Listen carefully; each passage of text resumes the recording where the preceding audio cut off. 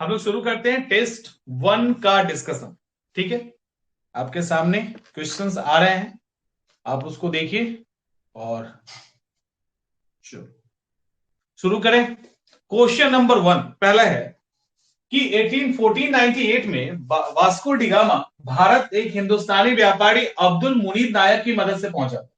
एक और बात क्लियर कर दे, इस क्वेश्चन का डिस्क्रिप्शन ऑलरेडी दिया गया है, लेकिन जिन क्वेश्चंस में गलतियां ज्यादा हुई है और 3-4 क्वेश्चन आप लोगों के कहने पे उसको उठाया गया है। कारण यह है कि उसके अंदर आप गलती क्या कर रहे हो उस पर बात कर लेंगे हम लोग। कुछ क्वेश्चंस के आंसर पहले दिए गए थे, लेकिन दूसरे तरह से क्वेश्चन जब पूछा गया तो आप लोगों ने गलती किया है, उसको हम लोग यहाँ पे क्लियर करें। क्योंकि टेस्ट के अंदर जब तक ये ना हो तो मतलब नहीं, क्वेश्चंस बनाने का तो कोई वर्थ नहीं है, फिर क्यों आप इसको ज्वाइन करो। 1498 वास्को डिगामा भारत एक हिंदुस्तानी व्यापारी अब्दुल मुनीर नायक की मदद से पहुंचा था। अब्दुल मुनीर नायक किस राज्य से संबंधित हैं? अब्दुल मुनीर नायक, तो इसका आंसर तो आपको पता ही है, महाराष्ट्र, गुजरात, केरल, पश्चिम बंगाल, क्या होगा देख लो एक बार। आंसर इज बी, इसका आंसर है बी, यानी गुजरात के थे। वो एक व्यापारी थे, उनके पास एक मैप था, क्योंकि यहां से जाके वो यात्रा किया करते थे, तो उनको पकड़ लिया, तो साथ में सपोर्ट भी उन्होंने किया, और उन्हीं के साथ साथ वो वास्को डिगामा यहाँ का इंडिया पहुंचते हैं 1498 में। कालीकट पहुंचते हैं, वहां का जो लोकल रूलर है उनका नाम है जमोरी। याद रखिएगा, जमोरिन को लेकर कंफ्यूजन नहीं होना चाहिए, क्योंकि जमोरिन कोई नाम नहीं था, जमोरिन एक टाइटल था। जो कालीकट के रूलर जब बनते थे, उस गद्दी पे जाते थे, तो जमोरिन लग जाता था। जैसे राजा जनक, जब हम राजा जनक कहते हैं तो जनक कोई राजा नहीं है, जो भी राजा बनते थे वो जनक का टाइटल लेते थे, और सीता जी के पिताजी का नाम सिरध्वज जनक था, तो उसी तरह से जमोरिन एक टाइटल था। ठीक है, दूसरा, निम्नलिखित में से किसके द्वारा सबसे पहले कोचीन को पुर्तगालियों का मुख्यालय बनाया गया? सबसे पहले अल्फांसो डी अल्बुकर्क, लल्ली, बोडेहू या फ्रांसिस्को डी अल्मीडा? तो इसका आंसर होगा ए, इसमें कोई दिक्कत नहीं है, एक्सप्लेनेशन है वहां देख लीजिएगा। 503 1503 में ये भारत आए थे, और पुर्तगालियों को, मतलब जो कोची था उसको इन्होंने अड्डा बनाया था, यानी कोची जो था उसको इन्होंने पुर्तगालियों का मुख्यालय बनाया। तो ये इंपॉर्टेंट है। इसके बाद भारत में, देखिए इसको, भारत के किस शासक की मृत्यु पुर्तगाली गवर्नर नीनो डी कुन्हा से हाथापाई के दौरान जहाज से गिरने से हो गई? Sikandar Shah, Bahadur Shah, Sulaiman Shah, Zafar Shah? Nuno da Cunha जो थे पुर्तगाली गवर्नर, उनके साथ हाथापाई के दौरान जहाज से गिरने से हो गई थी। आंसर इज बी, लेकिन कहानी इतनी ही नहीं, आपके डिस्क्रिप्शन से जो अभी एक्सप्लेनेशन दिया गया उससे ज्यादा की कहानी है। कहानी है ये वही बहादुर शाह, ये बहादुर शाह जफर नहीं है। बहादुर शाह को बहादुर शाह जफर के साथ कई बार कंफ्यूजन में हम क्वेश्चन गलत कर देते हैं। ये बहादुर शाह का मुगल के साथ वैसे ही पंगा था। बहादुर शाह के टाइम में हुमायूं शासक था। ये वही बहादुर शाह है जो चित्तौड़ पे अटैक करता है, और जब चित्तौड़ पे अटैक करने के दौरान जब वो जा रहा होता है अटैक करने, ये बात पता चलती है वहां की रानी कर्णावती को। तो रानी कर्णावती ने 1535 में 1535 में एक राखी और एक लेटर, वो भेजते किसको है? हुमायूं को। तो उस राखी और लेटर 1535 में, उस राखी और लेटर जब हुमायूं के पास पहुंचता है तो हुमायूं वहां से चल देते, लेकिन अनफॉर्चुनेटली जब तक वो पहुंचते हैं तब तक बहादुर शाह अटैक कर चुका होता है, और रानी कर्णावती जौहर व्रत का पालन करती है।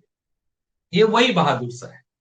तो यहाँ पे दो कहानी है, एक तो हुमायूं नहीं गया ऐसी कहानी है, एक पक्ष का है कि हुमायूं गया था बट लेट हो चुका, तो ऐसी कई कहानी। लेकिन यहाँ पे दूसरी बात जो क्वेश्चन से रिलेटेड है, वह 1531 में पुर्तगाली गवर्नर कुन्हा जो है वो गुजरात के अंदर, उस समय गुजरात डायनेस्टी के अंदर आता था दीप, दीप आज भी वहीं के नीचे है ना, उस दीप पर उसने क्या किया? हमला कर। जब दीप पे हमला किया तो बहादुर शाह ने तुर्की की मदद ली, तुर्की नौसेना का मदद लिया, पुर्तगालियों को बुरी तरह हराया, और बाद में इसी तुर्की नौसेना के अंदर से मुस्तफा खां को गुजरात के तोपखाने का हेड भी बना दिया। इसको लेकर एक तनातनी चल रही थी। एक मीटिंग रखी गई जहाज पे कि वहां पे नीनो डी कुन्हा और बहादुर शाह के बीच में बातचीत होगी। बहादुर शाह पहुंचे, मीटिंग हुई, मीटिंग ऑलमोस्ट मतलब सॉर्ट आउट चीजें कर दी गई थी, लेकिन लास्ट टाइम में किसी पर्टिकुलर मैटर पे वो मीटिंग बाद में मतलब नहीं हो पाया। तो गुस्सा था ही, तो कहा जाता है एक साजिश के तहत इनको जहाज से फेंक करके मार दिया गया। और ये कहानी है 14 फरवरी 1537 की, जब इस बहादुर शाह की डेथ हुई थी। क्लियर? तो बहादुर शाह ये वो बहादुर शाह नहीं है, बहादुर शाह जफर नहीं है, बहादुर शाह, इनका ऑलरेडी मुगलों के साथ भी दिक्कत था। आगे, गोवा पुर्तगालियों का मुख्यालय किस गवर्नर जनरल के टाइम में बना था? पुर्तगालियों का मुख्यालय अल्फांसो डी अल्बुकर्क, लल्ली, डुप्ले, नीनो डी कुन्हा। तो इसका आंसर जो होगा डी है, कोई इसमें दिक्कत नहीं होना चाहिए, डी है। और नीनो डी कुन्हा के टाइम में 1530 में ये मुख्यालय बनाया गया। कुछ कंफ्यूजन में जो आप लोगों ने गलती किया है उस क्वेश्चंस को हमने ले लिया है, उस तरह की गलतियां आगे ना हो, इस बात का ध्यान रखिए। चलिए आगे, ब्रिटिश ईस्ट इंडिया कंपनी को महारानी एलिजाबेथ, या इंग्लिश में क्वेश्चन है, ब्रिटिश ईस्ट इंडिया कंपनी को महारानी एलिजाबेथ के द्वारा व्यापार करने का चार्टर दिया गया। ठीक है, उस समय कंपनी का तात्कालिक इमीडिएट ऑब्जेक्टिव उस समय कंपनी का क्या था जिस समय ये चार्टर दिया गया? पूर्वी द्वीप समूह से मसाले और काली मिर्च का व्यापार करना, मिर्च की प्राप्ति करना। पूर्वी द्वीप समूह से बहुमूल्य रत्न की प्राप्ति करना। पूर्वी द्वीप समूह का यानी ईस्टर्न आइसलैंड के टोटल ट्रेड पर मोनोपोली स्थापित करना, या ईस्टर्न द्वीप समूह को पूर्णतः अपने अधिकार में लेना। आंसर क्या था? देखिए, एक चीज ध्यान रखिएगा, ईस्ट इंडिया कंपनी जब स्टार्टिंग में, यहां पे एकदम से कंफ्यूज नहीं होना है आप में। इस क्वेश्चन में जो गलतियां हुई है उसमें मुझे लगता है कि स्टूडेंट्स के दो गुट हैं। एक ग्रुप जो है वो, या तीन ग्रुप है एक्चुअली, एक यहाँ है, एक यहाँ है और एक यहाँ है। ठीक है, तीन ग्रुप है। उसमें जो एकदम नए स्टूडेंट है, जहां तक मैं समझ पा रहा हूं, आप अगर फर्स्ट टाइम या सेकंड टाइम दे रहे हैं तो आप कंफ्यूज हो रहे हो। पूर्वी द्वीप समूह के पूरे व्यापार पे एकाधिकार करने का कुछ भी नहीं था। कुछ लोगों ने इसको भी हिट किया है, अलग अलग ऑप्शन पे अलग अलग लोगों ने हिट किया है। तो पूर्वी द्वीप समूह पे संपूर्ण व्यापार का एकाधिकार स्थापित करना कहीं से मकसद नहीं था, और जो पूर्वी द्वीप समूह है उसको पूरी तरह अधिकार में लेना कहीं से मकसद नहीं था। वो जस्ट व्यापार करने आए थे, और स्टार्टिंग में उनको गरम मसाला, खासकर काली मिर्च जिसको गोल मिर्च कहते हैं, कोई गोलकी भी कहता है, ब्लैक पेपर कहते हैं, तो वो बेसिकली, और उसके साथ जो और मसाले थे जो उनके मांस को लंबे समय तक टिका के रखे, तो उसके लिए वो यहाँ पे वास्को डी गामा पहली बार आया तो काली मिर्च ही लेके गया था, जिसको 20 गुना अधिक कीमत पे बेचा था उसने, कहीं कहीं 60 गुना भी लिखा गया है। तो उस तरह से इसके लिए वो यहाँ पे आए थे। जब यहाँ आए, यहाँ की स्थिति देखी तो लगा कि इतना अपने में सबका मारकाट मचा हुआ है, तो चलो हम भी हाथ आजमा लेते हैं। तो वो बाद में आया, पहले ये व्यापार करने आए थे, और रत्न के लिए भी नहीं आए थे, मसाले के लिए आए। Clear? British East India company, confusion और गलत, देखिए क्या गलती हुई यहाँ पे। ईस्ट इंडिया कंपनी के संबंध में फॉल्स स्टेटमेंट क्या था? क्वेश्चंस जब भी ऑप्शन बड़ा हो, ऑप्शन जब भी बड़ा हो या क्वेश्चन बड़ा हो, तो याद रखिएगा उसके अंदर आंसर बहुत आसानी से निकलेगा, लेकिन उसके लिए आपको हर एक लाइन को बड़े केयरफुली पढ़ना पड़ेगा। ये भी वही है। 1599 में ब्रिटेन में मर्चेंट एडवेंचर कंपनी की स्थापना हुई, राइट? ठीक है। 31 दिसंबर 1600 को महारानी एलिजाबेथ ने पूरब की ओर व्यापार करने को कंपनी को एक चार्टर दिया। 1608 में ब्रिटिश प्रतिनिधि विलियम हॉकिंस ने जहांगीर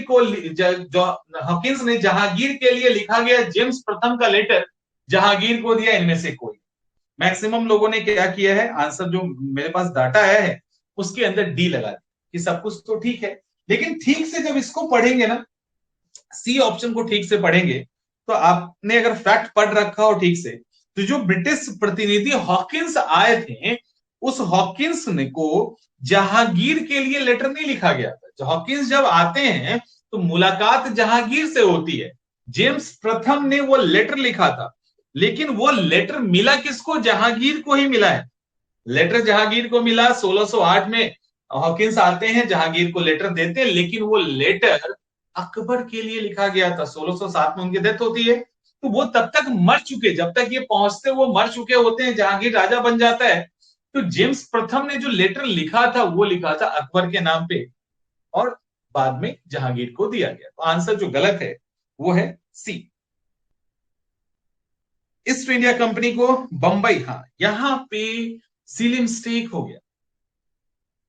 देखो इस तरह के सवाल भी आएंगे और आपके टेस्ट में ऐसे कई डायनेमिक पोर्शन आएंगे जो आपको पूरी तरह से तैयार करेगा। टेस्ट अगर अच्छे से दे दिए तो सवाल ही नहीं उठता है कि आप हर किसी भी तरह का क्वेश्चन आपको कंफ्यूज नहीं कर सकता। पहला, ईस्ट इंडिया कंपनी को बंबई नामक क्षेत्र किसके द्वारा प्राप्त हुआ? बंबई किससे मिला था? पुर्तगाली, फ्रांसीसी, डच, इनमें से कोई नहीं। एक तरफ से आंसर जो इसका है वो है ए, सबने ए दिया है। बट अगर ये सवाल ब्रिटेन के लिए होता तो सही। ये सवाल ईस्ट इंडिया कंपनी के लिए, सवाल ठीक से नहीं समझा, सवाल ठीक से नहीं समझा। ईस्ट इंडिया कंपनी के लिए ये सवाल है। ईस्ट इंडिया कंपनी को जो ब्रिटेन के राजकुमार चार्ल्स द्वितीय थे, जिनकी शादी कैथरीन से होती है, पुर्तगाली राजकुमारी, तो पुर्तगाली राजकुमारी कैथरीन की शादी के कारण जो बंबई था वो गिफ्ट के रूप में दिया गया और $10 पे वो बाद में रेंट के रूप में ईस्ट इंडिया कंपनी को दिया गया। तो इनमें से किसी से ईस्ट इंडिया कंपनी को नहीं मिला ना। तो ईस्ट इंडिया कंपनी को नहीं मिला, वो तो राजकुमार से मिला, दहेज जो उनको मिला था वो रेंट पे इन्होंने ले लिया। तो ईस्ट इंडिया कंपनी वाला जो आंसर है वो ध्यान रखिएगा कि इसका आंसर, तो इस तरह के सिली मिस्टेक नहीं होने चाहिए। क्वेश्चन पढ़िए तो क्वेश्चन क्या कह रहा है ये आपको समझना पड़ेगा। क्लियर? तो इसमें तो लगभग एक आध 2% स्टूडेंट है जिन्होंने हिट नहीं किया है, अदरवाइज सबका आंसर सीधा ए, पुर्तगाली। पुर्तगाली क्वेश्चन कुछ और कह रहा है, तो सिली मिस्टेक से बचिएगा। इसलिए कहते हैं टेस्ट इनफ है। ये टेस्ट अगर आपने लगा लिया फिर टेस्ट की आपको की फिर जरूरत नहीं पड़ेगी किसी भी चीज। निम्नलिखित में से यह कथन किसका है कि हमें एक हाथ में प्रार्थना पत्र और दूसरे हाथ में, हमारे एक हाथ में प्रार्थना पत्र और दूसरे हाथ में तलवार होना चाहिए? ये किसका स्टेटमेंट है? Josiah Child, Gerald Aungier, Francis Day, Charles Eyre. इसका आंसर होगा बी। ये एक स्टेटमेंट है, ये एक स्टेटमेंट है जो जेराल्ड ऑजियर ने दिया था और वो उसी दौरान दिया गया था जब British East India company India में स्टेब्लिश हो रही थी। औरंगजेब उस समय शासक थे, उसी दौरान ये स्टेटमेंट दिया गया है। और दूसरा, निम्नलिखित में से यह कथन किसका है कि अब हमें यह आधार निर्मित करना चाहिए जिस पर प्रशासनिक एवं सैनिक ढांचा खड़ा हो? Josiah Child, Gerald Aungier, Francis Day, Charles Eyre. देखो मैं ऑप्शन इसलिए नहीं बोला, आप आंसर बोलो। कोई कंफ्यूजन है तो आप हमको मैसेज कर दीजिए, हम देख लेंगे। अदरवाइज सबका एक्सप्लेनेशन दिया हुआ है तो आपको जरूरत नहीं है। मैं इसीलिए क्वेश्चंस उठा रहा हूं कि ताकि आपका ऊपर जो कोई गर्दा है वो आपका साफ हो जाए। ठीक है, तो ये जोसिया चाइल्ड का स्टेटमेंट ए है, आपने एक्सप्लेनेशन में देख भी लिया होगा, ए है। औरंगजेब ने जब फीवर आइलैंड पे भगाया था उस समय की जो कहानी थी फुल्टा द्वीप वाली, तो वो सब कहानी यहाँ पे है। तो इसका आंसर होगा ए, ए बी नहीं, ए होगा। आगे चलें, यहां पे गड़बड़ नहीं, यहां नहीं, चलो एक और है वहां हुआ है। आगे आगे कि 1698 में देखिए फॉल्स स्टेटमेंट चुनना है। 1698 में ब्रिटिश ने कालीकाता, सूतीनाता और गोविंदपुर की जमींदारी प्राप्त कर कोलकाता की स्थापना की जो समय कलकत्ता था। 1680 में मुगल बादशाह औरंगजेब के द्वारा कंपनी पे जजिया कर लगाया गया। 1717 में फरुखसियर के समय एक फरमान के द्वारा बंगाल में व्यापार करने की अनुमति प्राप्त हुई ब्रिटिश को। एलिजाबेथ ने प्रारंभ में 15 वर्षों के लिए कंपनी को व्यापार करने के लिए चार्टर दिया था, जिसे बाद में एलिजाबेथ के द्वारा अनिश्चित काल के लिए बढ़ा दिया गया। ये सवाल है, ये सवाल है। पहला ऑप्शन एकदम से सही है, कोई दिक्कत नहीं है। दूसरा ऑप्शन बिल्कुल सही है, औरंगजेब ने जजिया लगाया था। औरंगजेब ने जजिया टैक्स कंपनी पे लगाया था, एकदम सही है। तीसरा वाला जो सुनहरा फरमान है ये एकदम से सही है। क्यों सही है आपको पता है? एक हैमिल्टन डॉक्टर आते हैं, वो हैमिल्टन डॉक्टर आके इनको एक बहुत बड़ा घाव हो जाता है, उसको ऑपरेट करते हैं, इनको ठीक करते हैं। बाकी इंडिया के लोग सब फेल थे उस समय डॉक्टर्स, तो उनको ठीक करते हैं, रिलैक्स होते हैं। उसके बाद एक फरमान जारी होता है जिसके कारण उनको व्यापार करने की बंगाल में छूट मिलती है 3000 देने के बदले में, फ्री ट्रेड कर सकते हैं, कोई टैक्स नहीं देना है। चौथा ऑप्शन अगर ठीक से पढ़ेंगे तो ये सबसे बड़ा ऑप्शन भी है, लाइन भी है, और गलती भी यहीं पे। एलिजाबेथ ने जो ईस्ट इंडिया कंपनी को स्टार्टिंग में चार्टर दिया था वो 15 सालों के लिए था, ठीक है, 15 साल के लिए था। बाद में इसको एलिजाबेथ ने नहीं, जेम्स प्रथम ने बढ़ाया, और जेम्स प्रथम ने बढ़ाकर इसको, मतलब इसको जेम्स प्रथम ने फिर अनिश्चित काल के लिए, अनलिमिटेड टाइम के लिए बढ़ा दिया गया। तो आंसर इसका डी होगा। ठीक से पढ़ोगे आंसर निकल जाएगा। यहां पर भी आप लोगों ने गलती की, यहां भी गलती हुई है।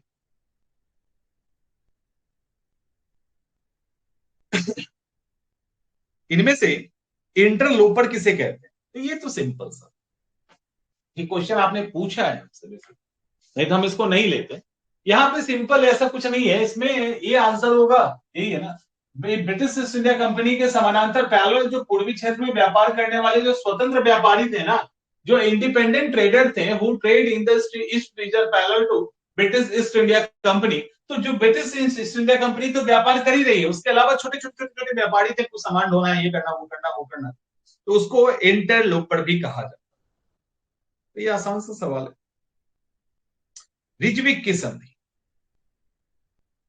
रिजविक की संधि को लेकर मेरे पास मैसेज आया कि सर ये बहुत भारी तो नहीं हो गया, मतलब ये ऑप्शनल लेवल का तो नहीं हो गया। देखिए और एक और था यूपीएससी लेवल का तो नहीं हो गया। तो देखो यूपीएससी लेवल, ऑप्शनल लेवल, अब कुछ कोई लेवल नहीं आपके, क्योंकि जो भी सवाल है वो सब पूछे जा चुके हैं। तो थोड़ा दाएं बाएं आपको जाना पड़ेगा। और रिजविक की संधि मुश्किल सवाल नहीं है, मुश्किल सवाल नहीं है, क्योंकि इसका आंसर ही आपको बताएगा कि ये आसान है। ये मैंने एक सामान्य सा सवाल है जिसके बारे में आपको जानना चाहिए, क्योंकि एक जो फेज है इस यूरोपियन कंपनी का इंडिया में स्टेब्लिश होने का, वो फेज अपने आप में प्रॉब्लम क्रिएट करता है। बहुत सारे क्वेश्चंस उसके अंदर दबे हैं, जो उस समय का रीजनल स्टेट है वो परेशान करता है। तो ये एक सामान्य सा सवाल है जिसको आप कर सकते हो, सामान्य सा सवाल। Answer is B. गलती हुई है ना, डी किया है ना आपने, बी। देखो हुआ ये है रिजविक संधि से कि डच तो बहुत ताकतवर थे, ठीक है, डच बहुत ताकतवर थे। 1693 में पौंडीचेरी पे डचों ने अधिकार कर लिया, फ्रांसीसी का था, डचों ने अधिकार कर लिया। तो बाद में हुआ ये कि रिजविक की संधि होती है 1697 में, तब जाके इसको वापस लौटा दिया जाता है फ्रांसीसी। तो डचों के द्वारा पौंडीचेरी को लौटा, फ्रांसीसियों के अंदर में था, इन्होंने छीन लिया 1693 में, और बाद में 1697 में रिजविक की संधि से दोबारा वापस कर दिया जाता है। तो ये इंपॉर्टेंट है। इसके बाद 1754 में डुप्ले के द्वारा, जिसको डुप्लेक्स कहते हैं, डुप्ले के द्वारा सरकार, डुप्ले को फ्रांसीसी सरकार ने बुलाकर उसकी जगह किसको भेजा था? लाली को, गोडेहू को, फ्रांसीसी कैरो को, या बार्नेट को? यही था क्वेश्चन आपका। इस क्वेश्चन का आंसर क्या होगा? इस क्वेश्चन का आंसर बी है। इसमें क्या दिक्कत आ रही है? इस बी में क्या दिक्कत बताओ सतीश, आपका सवाल है, लाइव हो तो बताइए क्योंकि यहाँ पे क्वेश्चन भी है। देखो ये तो एक गलती थी कि डुप्ले को बुला लिया गया, डुप्ले को नहीं बुलाना चाहिए था। डुप्ले बहुत ही शार्प सेनापति था, बहुत शार्प था। वो अलग बात है, फ्रांस में सरकार का शासन था तो प्रॉपर डिसीजन लेने में टाइम लगता था। जब तक डिसीजन को लेकर परमिशन नहीं आती थी तब तक कुछ नहीं कर सकते थे। वो एक हाथ बंधा हुआ था, अदरवाइज डुप्ले भारी था उस समय के ब्रिटिश के जितने भी गवर्नर थे, उन सबके जितने भी सेनापति थे। तो हुआ ये कि दुबले को वापस बुला के आंसर गोडेहू को वापस, मतलब उनकी जगह पे गोडेहू को भेजा गया। गोडेहू को भेजा इसलिए गया था कि जो दूसरा कर्नाटक वॉर चल रहा था उसमें उसको क्या करना था? रोकना था, उसके लिए संधि करनी। तो गोडेहू को 1754 में भेजा गया, और 1754 ही वो ईयर है जब सेकेंड कर्नाटक वॉर रुक जाता है। तो दूसरा कर्नाटक वॉर समाप्त होता है और स्टार्ट कब होता है? 1749। 1749 से 1754 के बीच में सेकेंड कर्नाटक वॉर होता है। पहला कर्नाटक वॉर 1746 से 1748 के बीच में, तीसरा 1758 से 1763 के बीच में। तो इस तरह से कर्नाटक वॉर यहाँ पे होता है। डच के द्वारा दूसरी फैक्ट्री, बिल्कुल याद रखना है। मेरे पास सारा डाटा है, जो आप लोग सवाल किए हो ना, क्यों किए हो, कैसे होना चाहिए, उसके साथ हम आपका डिस्कशन करवा रहे हैं। तो इसमें जो सवाल है ये भी सतीश का ही है। दूसरी फैक्ट्री, पहली दूसरी एटलीस्ट कोई ईस्ट में स्थापित हुआ है तो कोई वेस्ट में पहला हुआ है, तो इस तरह के फैक्ट्स पे आपको ध्यान देना है। आंसर इज बी, इसका आंसर होगा बी। पेत्तोपोली में, पेत्तेपोली में दूसरी अस्थायी फैक्ट्री डचों के द्वारा स्थापित की गई। पहला मसूलीपट्टनम था, 1605 में मसूलीपट्टनम में डचों ने अपनी अस्थायी फैक्ट्री स्थापित की। तो ये फैक्ट याद करना है, याद करना है। बंगाल में द्वैत शासन, डुअल गवर्नेंस से संबंधित क्या है भाई, फॉल्स स्टेटमेंट। ठीक है, बंगाल में द्वैत शासन 1765 की इलाहाबाद संधि का परिणाम था। बंगाल में द्वैत शासन की शुरुआत लॉर्ड क्लाइव के द्वारा की गई थी। बंगाल में द्वैत शासन की समाप्ति वॉरेन हेस्टिंग्स के द्वारा की गई, और राजस्व संग्रह करने का अधिकार नवाब के पास था। बिल्कुल गलत, बिल्कुल गलत। जो रेवेन्यू कलेक्ट करने का अधिकार था वो नवाब के पास नहीं था। यही तो वो राइट है जो उन्होंने नहीं छोड़ा, इसको कहते हैं सिविल राइट। तो सिविल राइट उन्होंने ले लिया, और खास करके निजामत वाला, जिसको क्रिमिनल राइट कह सकते हो, तो निजामत वाला छोड़ दिया नवाब के पास, सिविल वाला टैक्स वैक्स को वसूल करने वाला राइट अपने पास रख लिया था। तो आंसर इसका यही था। ठीक है, रेवेन्यू संग्रह करने का जो अधिकार था वो नवाब के पास था, ना कि नवाब के पास नहीं था, अंग्रेज के पास था। तो ये फॉल्स है, नवाब के पास फौजदारी या निजामत वाला जो था सेक्शन वो छोड़ा गया था। बाकी सारे आंसर ठीक। ये एक सिली मिस्टेक था जो आप लोगों के द्वारा किया गया। अंग्रेजी साम्राज्य की नींव, ये सवाल कई बार पूछा गया है, इसके अंदर आंसर गलत आए। अंग्रेजी साम्राज्य की नींव किस युद्ध में पड़ी? आंसर में कंफ्यूजन आ गया बी एंड सी में।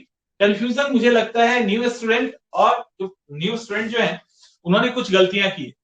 ठीक है, नए जो आप छात्र हैं जो पहली बार टेस्ट दे रहे हो या पहली बार एग्जाम दे रहे हैं, वो सुन लीजिए। पलासी की लड़ाई 1757, बक्सर की लड़ाई 1764। जब क्वेश्चन पूछे जाएगा नींव यानी पिलर, प्लिंथ कब रखा गया, तो एक जो बेस था, नींव था, वो कब रखा गया, तो आंसर होगा पलासी की लड़ाई। नींव वही रखी गई थी। बंगाल के अंदर जब जीत होती है ना, तो उनको इतना स्टेट मिलता है, उसके कारण अंग्रेज इतने मजबूत हो गए, वहीं पे मार खाते हैं फ्रांसीसी। फ्रांसीसी जो गड़बड़ होता है फ्रांसीसियों के साथ, वो वही होता है। तो 1757 वो टाइम है जब प्लासी की लड़ाई होती है, अंग्रेज जीतते हैं उसको, और उसके बाद जो बंगाल से एसेट मिलता है वो अकूत संपत्ति था। बंगाल बहुत ज्यादा रिच था उस समय, और बक्सर का युद्ध जो था ना उसने श्योर कर दिया। तो पलासी के युद्ध ने नींव रखी, बक्सर का युद्ध एकदम से एस्टेब्लिश कर दिया कि अब से ब्रिटिश ही होंगे और कोई नहीं होगा। उसके बाद अगला है कि पानीपत का जो तीसरा लड़ाई था, इसमें कंफ्यूजन होना जायज है, कोई अगर गलती हुआ है तो नो इश्यू, कोई थी होना चाहिए। इस युद्ध में मराठों को अवध और पंजाब के राजपूत शासक का समर्थन मिला। चलो ठीक है, इस युद्ध में भारत में अफगान साम्राज्य अंततः सुदृढ़ हुआ। सत्य कथन चुनना है, वही तो कह रहा है, ट्रूथ चुनना है। तीसरा, इसने ब्रिटिश महत्वाकांक्षा को आघात नहीं पहुंचाया। चौथा, पानीपत के तीसरे युद्ध में मराठों की विजय है। तो इसके अंदर पूछा गया है कि ऑप्शन कौन सा सही। देखिए, इसमें कंफ्यूज बिल्कुल नहीं होना, जो एक्सप्लेनेशन आप देख लीजिएगा, हम यहां पे डिस्कस कर। ब्रिटिश महत्वाकांक्षा को आघात नहीं पहुंचा, एकदम सही लाइन है। Answer is C. सही लाइन क्यों है? क्योंकि जो लड़ाई हुई इसने ब्रिटिश महत्वाकांक्षा को और मजबूत किया। एकमात्र मराठे ही उस समय चुनौती दे रहे थे ब्रिटिश को, तो मराठों के द्वारा ही उनको चुनौती मिल रहा था।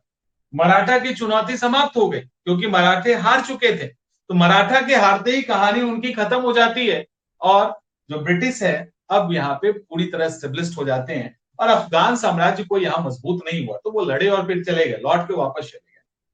मराठे हार गए थे और वहां पे वो है साथ नहीं दिए थे ऑप्शन। आंसर यही होगा।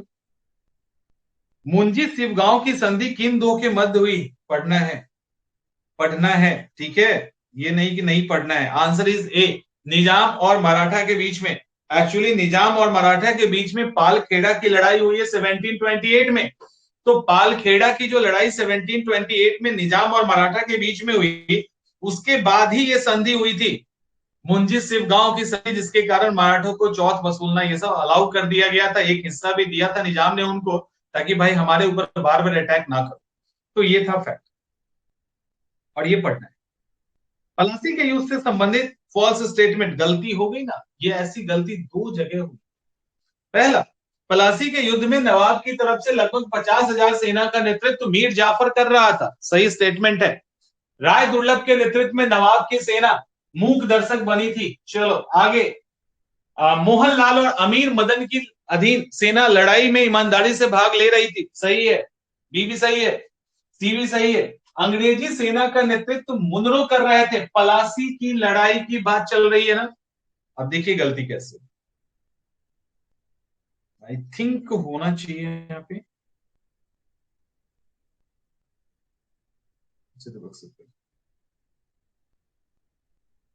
ठीक, तो नहीं ठीक है, तो वो क्वेश्चन, दूसरा क्वेश्चन, तो ये वाला अलग था, वो दूसरा जो अभी हम दिखाएंगे, जस्ट दिखाई रहे, एक या दो क्वेश्चन के बाद आ ही जाएगा।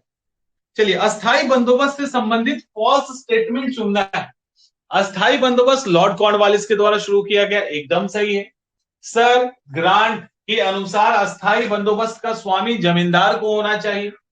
तीसरा, सर जॉन सोर जमींदारी बंदोबस्त को केवल 10 वर्ष के लिए लागू करना चाहती है, एक्चुअली यही सवाल, 10 वर्ष के लिए लागू करना चाहता था, और 1793 में अस्थाई बंदोबस्त लागू। अब देखो ये ऑप्शन पहले देख लीजिए, और देखो कैसे उसके ठीक नीचे वाला सवाल गलत कर दिया है, और ये जानबूझ के दिया गया सवाल था कि क्या आप ये काम करते हो कि नहीं। देखिए, अस्थाई बंदोबस्त लॉर्ड कॉर्नवालिस के द्वारा शुरू किया गया, एकदम सही है, एक भी गलती नहीं हो सकता इसमें। जेम्स सर ग्रांट के अनुसार अस्थाई बंदोबस्त का स्वामी जमींदार को होना चाहिए, नहीं, ये ही वाला गलत है, आंसर इज बी गलत है। जो सर ग्रांट है उनके अनुसार अस्थाई बंदोबस्त का स्वामी जमींदार को नहीं बल्कि सरकार को होना चाहिए था, ऐसा वो चाहते थे। तीसरा, सर जॉन सोर जो थे वो अस्थाई बंदोबस्त के फेवर में नहीं थे, वो चाहते थे कि 10 ही साल के लिए लागू, 10 साल के लिए लागू हो, और 1793 में लगा, 1790 में आया था, लेकिन अस्थाई बंदोबस्त 1793 से स्टार्ट होता है, जब परमिशन मिल जाता है board of director and controller का। तो ये 1793 है, क्लियर यहां तक। अब देखिए गलती कैसे हो, जस्ट यही सी वाला ऑप्शन एक बार पढ़ लो यहाँ। सर जॉन सोर्ट जमींदारी बंदोबस्त को केवल 10 साल के लिए लागू करना चाहता। अगला सवाल, निम्नलिखित में से कौन चाहता था कि अस्थाई बंदोबस्त व्यवस्था 10 साल के लिए होनी चाहिए। देख रहे हैं, और फिर भी गलती हो गई, फिर भी गलती हो गई, आंसर इज बी। इस तरह से आपके पेपर में भी कुछ ऐसे सवाल होते हैं, ये ध्यान रखिएगा, कुछ ऐसे सवाल आपके पेपर में भी होते हैं जिस सवालों को आप, मतलब अगर आपको नहीं आता तो आप बना छोड़ दीजिए उसको, फर्स्ट राउंड में चलते चलिए, आगे चलिए, हो सकता है उससे रिलेटेड कोई फैक्ट्स ऐसे आ जाए जिससे आपको वो सवाल याद आ जाए, इस बात का ध्यान रखिएगा। किस रेगुलेशन के अंतर्गत सूर्यास्त कानून पारित किया गया, तो इसका आंसर बी इजी है, बी। सूर्यास्त कानून का मतलब क्या, यही है ना सवाल आपका, ये कि सूर्यास्त कानून का क्या मतलब। सूर्यास्त कानून का एक ही मतलब है, वो ये कि जिस दिन मान लो 10 तारीख को या 31 दिसंबर को बिल पे करना है जमींदारी व्यवस्था के अंतर्गत, तो 31 दिसंबर के शाम में सूर्यास्त तक यदि जमींदार ने पेमेंट कर दिया तो ठीक है, अगर नहीं किया तो उसकी जमीनें उतनी नीलाम। यही सूर्यास्त कानून था कि उस डेट के सनसेट तक आपको जो टैक्स वैक्स है वो भर दे, वही सूर्यास्त कानून। निम्नलिखित में से किस व्यवस्था के अंतर्गत बंजर भूमि को उपजाऊ बनाने पर, बंजर भूमि को उपजाऊ बनाने पे सरकार को स्वामित्व प्राप्त नहीं होता था। जमींदारी व्यवस्था, रैयतबाड़ी, महालबाड़ी, इजारेदारी। अगर बंजर भूमि को उपजाऊ बना दे तो सरकार को उसमें एक भी हिस्सा नहीं मिलता था, आंसर क्या होगा। ये थोड़ा सा कॉन्सेप्ट वाला सवाल है, ये सीधे फैक्ट के सवाल नहीं है, आंसर होगा इसका बी, ए जमींदारी व्यवस्था। जमींदारी सिस्टम के अंदर ये खासियत थी कि यदि कोई बैरन लैंड है जिसको बंजर भूमि कहते हैं, अगर वो बैरन लैंड को किसान ने उपजाऊ बना लिया तो फिर सरकार को उसमें हिस्सेदारी नहीं मिलती थी, वो और जमींदार मिलकर अपने में बांट लेते। तो ये यहाँ पे लॉस था, बाकी इसके अलावा और जो भी था वहां पे मिल जाए। तो जमींदारी व्यवस्था इसका आंसर। क्लियर, कोई कंफ्यूजन नहीं होना चाहिए। राजा राम मोहन राय से संबंधित फॉल्स स्टेटमेंट चुनना है। क्या है भैया फॉल्स स्टेटमेंट? देखो एकदम से आसान है, सिर्फ पढ़ लेते तो हो जाता। राजा राम मोहन राय को भारतीय राष्ट्रवाद का जनक कहा जाता है, फादर ऑफ इंडियन नेशनलिस्ट, एकदम सही है। राजा राम मोहन राय वाज ए सपोर्टर ऑफ पॉलीथेइज्म, नहीं मोनोथेइज्म, यानी ये बहुदेववाद के नहीं, एक सिंगल देववाद जिसको क्या कहते हैं मोनो, यानी एकेश्वरवाद, एकेश्वरवाद के समर्थक, बहुदेववाद के समर्थक नहीं है, एकेश्वरवाद के समर्थक हैं। और मोहन राय वेद और उपनिषद की सत्ता स्वीकार करते हैं, गड़बड़ करते हैं। मैक्सिमम लोगों ने इसी को गलत कर दिया, सत्य है ना? मैक्सिमम लोगों ने इसी को फॉल्स कर दिया, एक्चुअली ये फॉल्स नहीं है, ये स्वीकार करते हैं, वेद और उपनिषद को मानते, इसी आधार पे तो जितनी कुरीतियां थी उसको काट रहे थे कि बाल विवाह नहीं हो सकता, विधवा विवाह हो सकता है टाइप। एक और क्वेश्चन आएगा इसी तरह से। मोहन राय उपनिषद के द्वारा प्रतिपादित विश्वात्मा में बिल्कुल बिलीव करते थे। आंसर सिर्फ गलत है तो वो है बी, बी आंसर गलत है। राजा राम मोहन राय के द्वारा लिखित किताब gift to monotheist, gift to monotheist किस भाषा में लिखी गई है? अब ये एक ऐसी किताब है जिसका अगर हम ट्रांसलेट वर्जन बता दें तो आप तुरंत उसका आंसर दे देंगे, लेकिन वैसे मामला फंस, ठीक है। इस किताब का नाम है तूफात उल अल मुवाहिदीन, तूफात उल मुवाहिदीन, ये तो आसान सा है, ये इसी का ट्रांसलेशन है गिफ्ट टू मोनोथिस्ट का। तो तूफात वर्ड जैसे ही आएगा आप फारसी कर दोगे, लेकिन जैसे ही गिफ्ट ऑफ मोनोथिस्ट आया गलती हो गई। मुझे याद अभी तो नहीं आ रहा, servant of India society Gopal Krishna Gokhale के है ना, उस सर्वेंट ऑफ इंडिया सोसाइटी का एक बार किसी एग्जामिनेशन में हिंदी ट्रांसलेशन आया, उस हिंदी और जो इंग्लिश जिसको देखने की आदत नहीं थी वो हिंदी देखा और हिट करके निकल गया और आंसर गलत। लेकिन इसी का अगर हमें पता हो कि दूसरा किताब क्या है तो हमें पता चल जाएगा कि फारसी में लिखा है, तो इसका आंसर होगा ए, और इसको लेकर मैक्सिमम लोगों ने गलत आंसर दिया है, आंसर उनका था बी, तो ये आंसर गलत है, आंसर होगा ए। राजा राम मोहन राय से संबंधित निम्नलिखित में से फॉल्स स्टेटमेंट, ओके। और वो किताब जो थी तूफात उल मुवाहिदीन वो 1809 में लिखी गई थी। देखिए यहां पे मामला फंसा, और मामला कैसे फंसा? पहला ऑप्शन देखिए, राजा राम मोहन राय के द्वारा प्रिंसिप ऑफ जीसस किताब पे लिखा गया है, इनके प्रयास से सती प्रथा की समाप्ति हुई, विधवा विवाह को प्रोत्साहन देना चाहते थे। तीसरा, राजा राम मोहन राय के द्वारा विधवा विवाह और बाल विवाह और छुआछूत की आलोचना करते थे।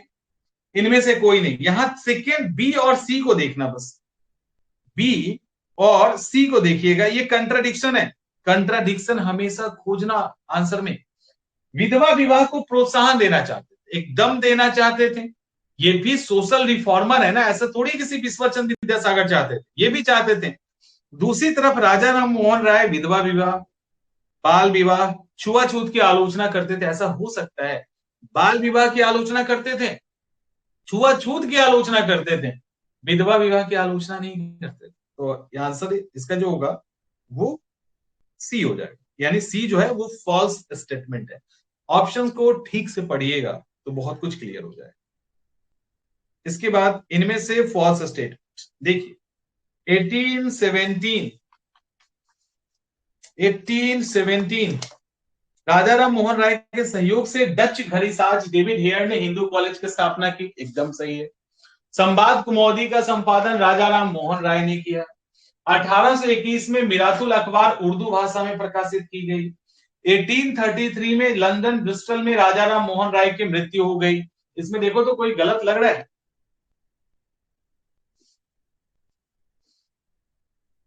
देखो इसमें कोई डाउट नहीं है कि हिंदू कॉलेज के स्थापना डेविड हेयर ने राजा राम मोहन राय के सहयोग से की, कहीं कोई इशू नहीं है, एकदम से सही है। संवाद कुमौदी की भी जो संपादन था वो राजा राम मोहन राय ने ही किया था, कोई इशू नहीं है इसमें। तीसरा, मिरातुल अखबार 1821 में ही लिखा गया, लेकिन फारसी भाषा में लिखा गया था, फारसी भाषा में लिखा गया था, उर्दू में नहीं लिखा गया था। और 1833 में लंदन ब्रिस्टल में राजा राम मोहन राय की मृत्यु हो गई, ये भी एकदम सही बात।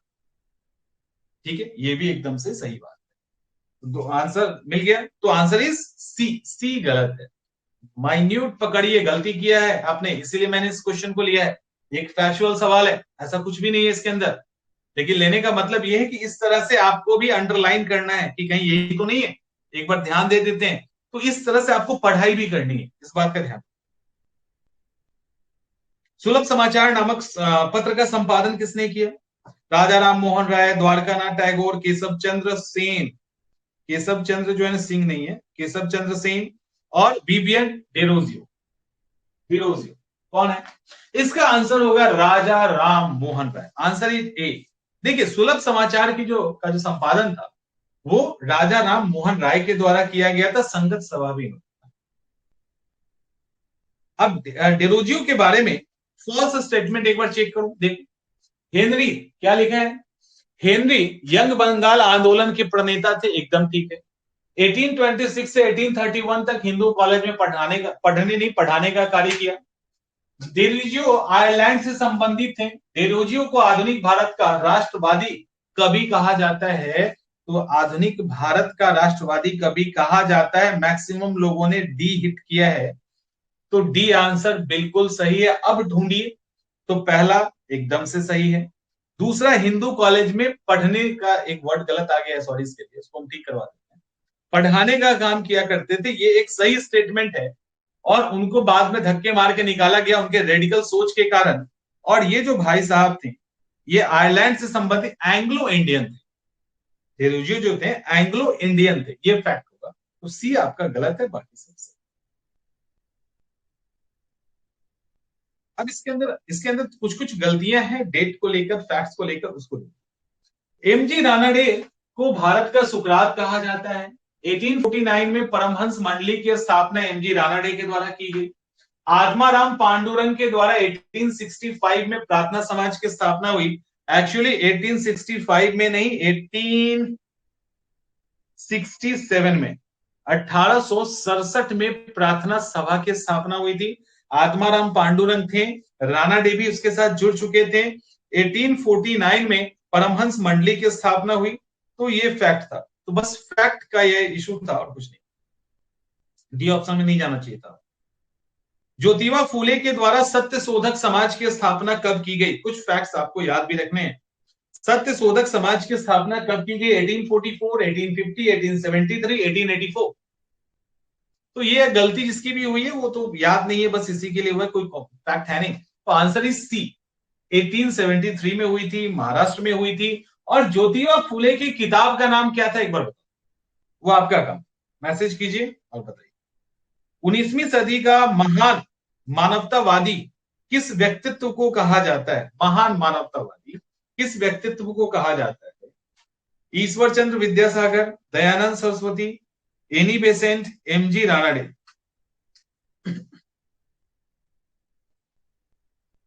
आंसर इज बी, ठीक है, दयानंद सरस्वती।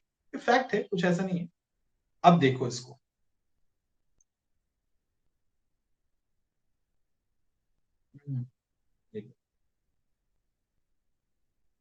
ईश्वर चंद्र विद्यासागर इसका आंसर होगा।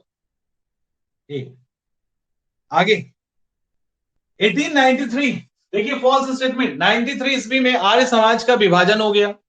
हंसराज और लाला लाजपत राय के नेतृत्व में नरमपंथी कांग्रेस गुट, तो नरमपंथी कांग्रेस कॉलेज गुट ने दयानंद एंग्लो स्कूल की स्थापना की।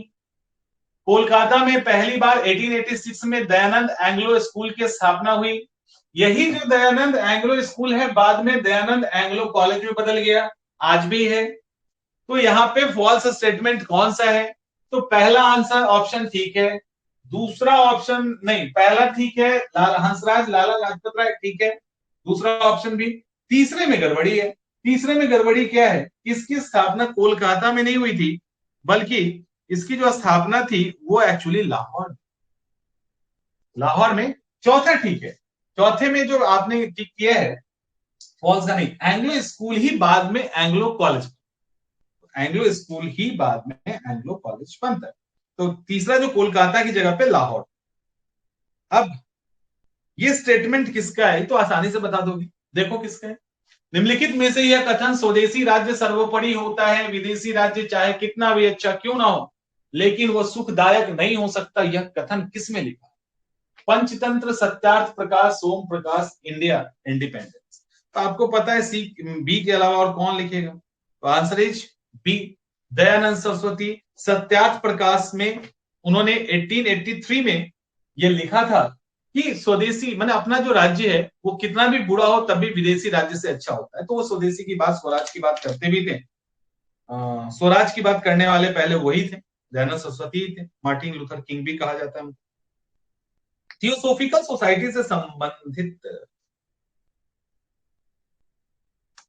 इसमें बहुत अंतर है, इसके आंसर में बहुत गड़बड़ी है। ठीक है, हिंद देखो पहले क्वेश्चन, थियोसॉफिकल सोसाइटी का संबंध निम्नलिखित में से किस धर्म से संबंध से मुख्यतः संबंधित नहीं था? हिंदू, बौद्ध, जरथुस्त्र या पारसी? देखिए, हिंदू, बौद्ध, जरथुस्त्र या Parsi? Answer is D, D, D, D.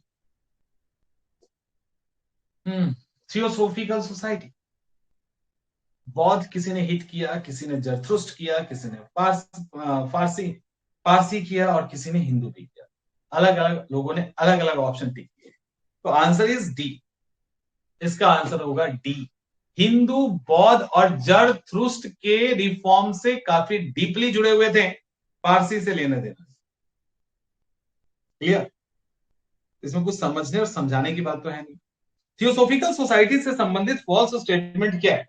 1875 में मैडम एचपी ब्लावत्स्की और जर्मन रूसी रक्त की महिला अल्कॉट ने इसकी स्थापना अमेरिका में की, ऑब्वियसली न्यूयॉर्क में हुआ है।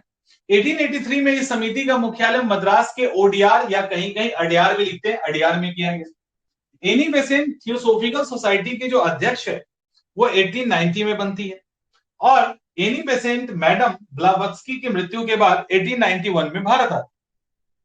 तो पहला ऑप्शन 1875 में स्थापना हुआ है, अमेरिकन और जर्मन रूसी ने किया है। 1883 में मुख्यालय मद्रास के अडियार में आया, एकदम सही है।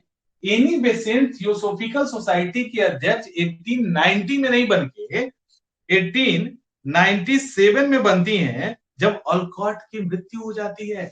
जब अल्कॉट की मृत्यु होती है ना उसके बाद, और मैडम ब्लावत्स्की की मृत्यु के बाद भारत आती है 1891। ये इसमें दिक्कत है। निम्नलिखित में से किसने कहा था उसने स्वयं ईश्वर का अनुभव किया है? सभी धर्म का सार एक है और मानव की सेवा ही ईश्वर की सेवा है। फंस गए? फंस गए? Answer is D,